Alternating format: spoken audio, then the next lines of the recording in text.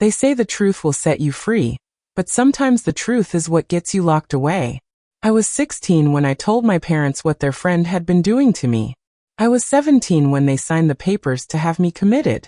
And I was 18 when I walked out of that clinic with nothing but a plastic bag of clothes and a heart that had learned to beat quietly, so quietly that the world might forget I existed at all. But I'm getting ahead of myself. Let me start where it really began. Not with the betrayal, but with the moment I realized that some prisons don't have bars, and some families aren't bound by blood. My father worked at the auto plant downtown. Shift supervisor, steady paycheck, the kind of man who believed in hard work and keeping your mouth shut about things that didn't concern you. He'd come home with grease under his fingernails and pride in his voice when he talked about meeting production quotas. Our house was small but clean, the kind of place where everything had its place and everyone knew their role. His friend Miguel worked the line, had been there for 15 years, came to our house for Sunday dinners and Christmas Eve. My mother would set an extra place without being asked, would iron her good tablecloth and use the dishes we only brought out for special occasions. Miguel would bring wine and tell stories that made my parents laugh in ways I rarely heard. Deep, genuine laughter that seemed to come from a place I couldn't reach. He was the kind of man adults trusted instinctively. Polite, helpful, always offering to fix things around the house or help with heavy lifting. He'd ruffle my hair when he arrived, call me little one in Spanish, and my parents would beam with approval at his paternal attention. I was 14 when he first cornered me in our laundry room, when his helpful hands lingered too long and his voice dropped to a whisper that made my skin crawl. 15 when it became routine, when I learned to avoid being alone in the house when he visited, when I started making excuses to stay at friends' houses on Sundays. 16 when I couldn't carry the weight of it anymore, and the words came tumbling out of my mouth like water through a broken dam. Ugly and desperate and true. You're lying. Those were the first words my mother said. Not, are you okay? Or what happened? Just, you're lying. My father was quieter, more calculating. He asked questions that felt like accusations. Why hadn't I screamed? Why hadn't I told them sooner? Why would I want to destroy a good man's reputation? Miguel had a wife, children. Miguel was a family friend. Miguel was everything I wasn't. An adult, believable, safe. The visits to the therapist started a week later. Dr. Peterson's office smelled like vanilla candles and had inspirational posters on the walls. Kittens hanging from branches with words like perseverance and courage printed below them. He had a kind face and a gentle voice, and for the first session, I thought maybe someone would finally listen. But the questions he asked felt wrong. Why hadn't I fought harder? Why hadn't I screamed loud enough for neighbors to hear? Why had I continued to go home when I knew Miguel would be there? Each question felt like an accusation wrapped in professional concern.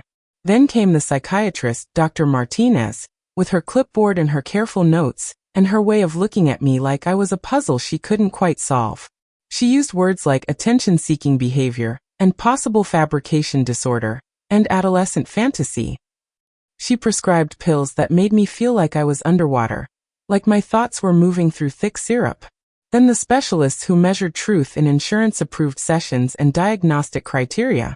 I watched my own story get rewritten by people who had never lived it, by professionals who seemed more interested in fitting me into their textbooks than understanding what had actually happened to me. My parents sat in those sessions with expressions that cycled through confusion, embarrassment, and something that looked like relief when the doctors suggested I might be the problem. It was easier to believe their daughter was troubled than to accept that they had welcomed a predator into their home, had set their good dishes out for a man who was destroying their child. When they told me I was going to a place that would help me get better, I thought they meant a few weeks, maybe a month. I didn't understand that getting better, in their minds, meant admitting I had been sick all along. The Hillcrest Behavioral Center sat on 12 acres of perfectly manicured lawn, like a cruel joke about healing. Inside, the walls were painted that particular shade of institutional green that's supposed to be calming, but mostly just makes you feel like you're underwater. My room had a window that looked out at nothing, just more lawn, more buildings, more people learning to disappear. I spent 8 months there. 8 months of waking up to the sound of keys jingling in locks, of eating meals on plastic trays while staff members watched for signs of trouble. 8 months of group therapy sessions where I sat silent while other kids shared their stories. Some real, some fabricated, all of us learning to perform healing for an audience that held our freedom in their hands. The medication made my thoughts feel wrapped in cotton, made colors seem duller and emotions feel distant. I learned to cheek the pills, to spit them out later when no one was watching, because I was afraid of disappearing completely. I was afraid that if I let them numb me enough, I'd never find my way back to myself. 8 months of family visits where my parents would sit across from me in the visitor's room, speaking in careful voices about the weather and my father's work, and anything except the reason I was there. They'd bring magazines and candy from the vending machine, treats that felt like apologies they couldn't quite make. The worst part wasn't the isolation or the medication, or even the way some of the staff looked at us like we were broken toys that might never be fixed. The worst part was watching other kids who'd been there longer, who'd learned to say exactly what the doctors wanted to hear, who'd mastered the art of performing sanity for an audience that held their futures in manila folders. I learned to be invisible there. I learned to nod when doctors spoke, to take my pills without complaint, to answer their questions with exactly the responses they wanted to hear. I learned that sometimes survival means becoming so small that you can slip through the cracks of other people's expectations. When I turned 18, they couldn't keep me anymore. I walked out with that plastic bag of clothes, $73 I'd earned from the work program, and a mind that had learned to trust no one, especially not the people who claimed to love me. I moved into a room above Mrs. Chen's convenience store downtown. $40 a week for a space barely bigger than my clinic room, but it was mine. I could lock the door. I could choose when to leave. I could exist without permission. The job at General Hospital came through a temp agency, one of those places where desperate people line up before dawn, hoping for a day's work. Night shift, custodial work, the kind of position where you're essential but invisible, where your value is measured in clean floors and empty trash cans rather than human connection. I mopped miles of linoleum hallways, emptied bins filled with the detritus of human suffering and healing, disinfected surfaces that had witnessed birth and death, and everything in between. I liked the quiet, the way the hospital settled into itself after visiting hours ended, and the daytime chaos faded into something manageable. I liked the way the hallways echoed with my footsteps and nothing else. The way I could move through the building like a ghost, necessary but unnoticed. I liked that I could go entire shifts without having to speak to anyone, without having to explain myself or my history, or why I seemed to carry sadness in my shoulders like a weight I couldn't set down. The work was honest, physical and demanding and uncomplicated. There were no hidden meanings in dirty floors, no psychological evaluations of my mopping technique. I cleaned, and things became clean, and that was enough. For the first time in years, I felt useful without feeling exposed. If you've ever felt invisible, like you're just moving through life without anyone really seeing you, let me know in the comments. Sometimes the loneliest places are the ones where you're surrounded by people. I had been working there for almost 2 years when James first noticed me. Not noticed me the way men had noticed me before, with hungry eyes and grabbing hands, but noticed me like I was a person who deserved to be seen. It was a Tuesday night, around 3 in the morning. I was cleaning the pediatric ward when I heard crying from one of the rooms. A little girl, maybe 4 years old, was awake and scared. Her parents were asleep in the chair beside her bed, exhausted from what looked like days of worry. I stood in the doorway, unsure. I wasn't supposed to interact with patients. I was just there to clean. But she looked so small, so afraid, and something in my chest pulled tight. "Can't sleep?" I whispered. She shook her head. "It's too dark." I looked around the room. The machines beeped softly. The hallway light cast long shadows. I understood about darkness being frightening. "Want to hear a secret?" I asked. She nodded. "Sometimes when I'm scared of the dark, I count all the little lights I can see. Like that one on your monitor, and that one from the hallway, and that one on the 4-pole. They're like tiny stars keeping watch over you." She looked around the room with new eyes, counting softly. 1, 2, 3. "That's right. And if you count them all, they'll keep you safe until morning." When she fell back asleep, I continued with my work. I didn't notice the man in scrubs standing in the hallway until I turned around. "That was kind," he said quietly. "I'm James." I worked the night shift too. He was tall, with graying hair and eyes that looked like they'd seen too much but hadn't given up yet. There was something steady about him, like a lighthouse in a storm. I'm not supposed to talk to patients, I said, expecting trouble. No, but sometimes being human matters more than following rules. He smiled, and it was the kind of smile that didn't want anything from me. I'm glad you did. That was how it started. Not with grand gestures or dramatic declarations, but with small moments of recognition. James would nod when our paths crossed in the hallways. He'd leave an extra coffee by the nurse's station on cold nights. He'd say good morning when my shift ended, and his continued. I learned that he was a widower. His wife had died in a car accident 3 years earlier, leaving him to raise their 8-year-old daughter, Sarah, alone. He'd taken the night shift because it paid more, and he needed the money for childcare during the day. It's not ideal, he told me one night as we sat in the hospital cafeteria during our break. Sarah stays with my mother-in-law most nights. But it's what works for now. I understood about doing what works for now. I understood about building a life from the pieces you have left. I told him about my son David, who was 6 years old and lived with my aunt across town. It was the first time I'd spoken about him to anyone at work. The first time I'd admitted that I was more than just a woman who cleaned floors in the dark.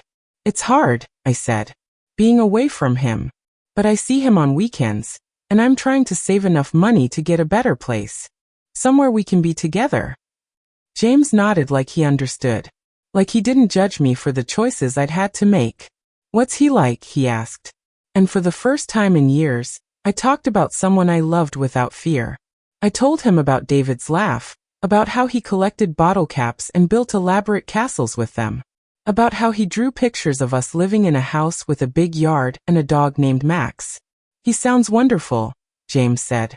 Sarah would probably like him. She's always asking for a brother or sister. The friendship that grew between us was careful, respectful. We were both people who had been hurt, who had learned to guard our hearts.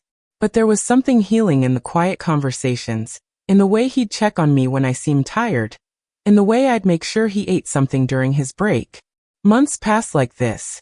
I saved enough money to move to a 2-bedroom apartment in a complex that had seen better days, but offered something precious: privacy. No more Mrs. Chun checking on me, no more feeling like I was always being watched or evaluated. David came to live with me, and for the first time since I'd left the clinic, I felt like I was building something real. David was shy at first, uncertain about this new arrangement. He'd been living with my aunt for so long that I was almost a stranger to him. But slowly, carefully, we learned to be a family of 2. I helped him with homework at the kitchen table, taught him to make scrambled eggs, read him stories before bed. Simple things, ordinary things, but they felt revolutionary to me. James helped me move, showing up with his pickup truck and a thermos of coffee, and the kind of quiet competence that I was beginning to associate with him. He didn't ask questions about why I was living alone, or where David had been before. He just carried boxes and assembled furniture, and made sure we had everything we needed. Sarah came too, shy at first but warming up to David quickly. She was older, more mature, but there was something in her that responded to David's gentle nature. They played board games while James and I unpacked, their laughter filling the apartment with a sound I hadn't heard in years. "Can we play again next week?" she asked as they were leaving, and the hope in her voice made something in my chest tighten. "We'll see," James said, but he was looking at me with a question in his eyes, an invitation I wasn't sure I was ready to accept. "Yes," I said, because I was tired of being afraid, tired of letting fear make my decisions for me. "I'd like that. If this story is resonating with you, I'd really appreciate it if you could hit the like button. Your support means more than you know." We started spending time together on weekends. Not dates, exactly, but family time. James would bring Sarah over, and we'd cook dinner together, help the kids with homework, watch movies on my second-hand couch. It was domestic and ordinary and more beautiful than anything I'd ever experienced. James was gentle with David, never trying to replace his father, but becoming a steady presence in his life. He helped with math homework, taught him to throw a baseball, listened to his stories about school with genuine interest. And I watched Sarah bloom under the attention of having another woman in her life.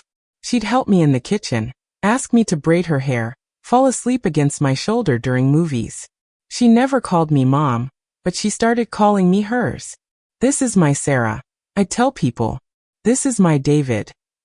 James and I never talked about what we were becoming.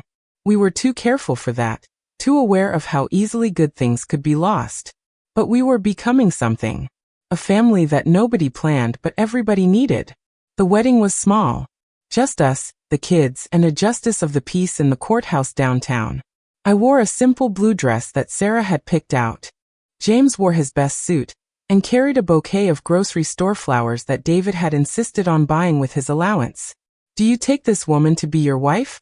The judge asked. I do, James said, and his voice was steady and sure. Do you take this man to be your husband? I do, I said, and meant it with every broken and healed part of my heart. We moved into a house with a yard. Not a big yard, but enough space for the kids to play and for us to plant a garden. David got his dog. Not Max, but a mutt from the shelter named Buddy who slept at the foot of his bed and followed him everywhere. For 3 years, we were happy. Not perfect, but happy. James worked his way up to day shift. I got promoted to supervisor in the housekeeping department. The kids did well in school. We took vacations to the lake, had birthday parties in the backyard, argued about whose turn it was to do dishes. It was ordinary and precious, and I knew, even then, that it was too good to last. The back injury happened at work. James was helping transfer a patient when something went wrong. The pain was immediate and severe, and the doctor prescribed painkillers to help him manage it. At first it seemed reasonable. He was in legitimate pain, the kind that made him move carefully and grit his teeth when he thought no one was looking. The medication helped him function, allowed him to work and care for the kids, and maintain some semblance of normal life. The doctor had assured us it was temporary, just until the inflammation went down and the healing progressed. But I noticed changes. Small things at first. The way he'd count the pills in the bottle when he thought I wasn't watching.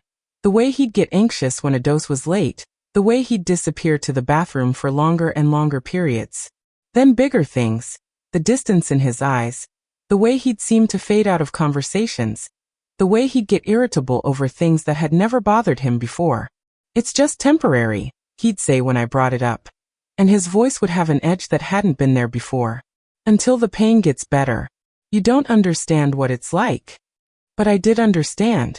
I understood about needing something to make unbearable things bearable. I understood about the way pain could become a prison, and how sometimes the key to that prison came with its own set of bars. The man I loved was disappearing bit by bit, replaced by someone who looked like him but moved through the world with a different kind of desperation. He was still there physically, still went to work, still helped with homework and tucked the kids into bed. But there was a wall between him and the world that grew higher every day, and I was losing the ability to reach him. I tried everything I could think of. I found treatment programs and left the brochures on his dresser.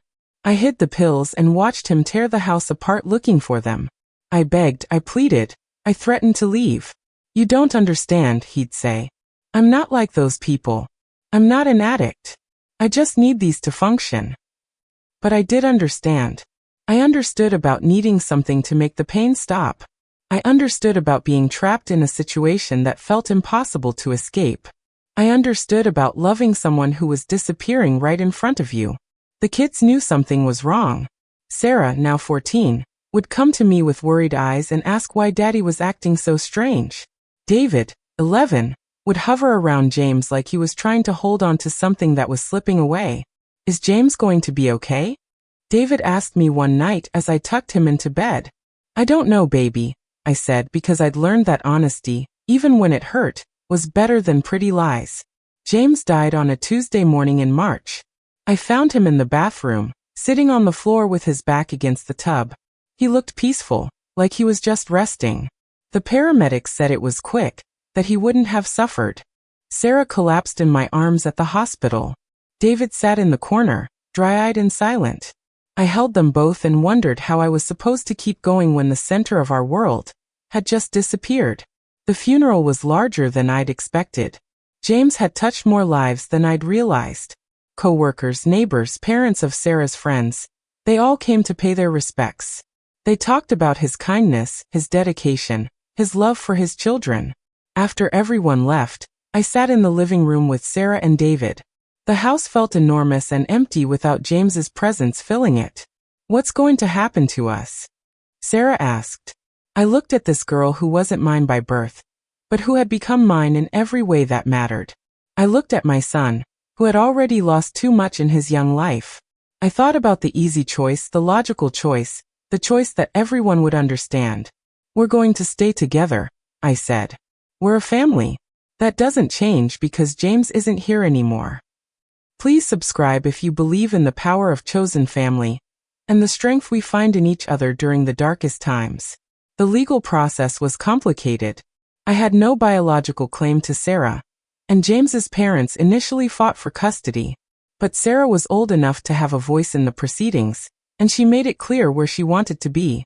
"She's my mom," she told the judge. "Maybe not the one who gave birth to me, but the one who braids my hair and helps me with homework and holds me when I cry. I want to stay with her." The judge granted me custody, and we became a family of 3. Not the family any of us had planned, but the family we'd chosen. I kept James's hospital badge. It was in his pocket when he died, worn smooth from years of being handled, his photo barely visible anymore. I carried it in my purse, a reminder of the man who had seen me when I was invisible, who had loved me when I was sure I was unlovable. The years passed. Sarah graduated high school valedictorian, went to college on a full scholarship, became a nurse like her father. David grew into a thoughtful, gentle young man who played guitar and wrote poetry and still collected bottle caps, now passing them on to his own children. I never remarried. There were opportunities, good men who showed interest, but I had learned that some love stories are complete as they are. What James and I had was whole, even if it was brief. What we built together, this family, this home, this legacy of choosing love over fear, was enough. Now I sit in the same house where we once lived together, where the kids grew up, where laughter and tears and ordinary moments accumulated into a life worth living. The walls are covered with photos. School plays and graduations, birthday parties and Christmas mornings, all the small celebrations that make up a family's history. Sarah visits every Sunday with her husband and twin daughters. David comes by after work, usually bringing groceries and staying for dinner. The house that once felt empty now feels full of love and continuity. At night, before I go to sleep, I hold James's badge in my hand. The metal is warm from my touch, familiar as a prayer. I think about the teenage girl who was locked away for telling the truth, who learned to survive by becoming invisible. I think about the woman who cleaned floors in the dark, who believed she was worth nothing more than the shadows she moved through. I think about the family we built from broken pieces, about the love that grew in the spaces between our wounds, about the children who learned that family isn't always about blood but always about choice. And I think about all the silent heroes walking among us.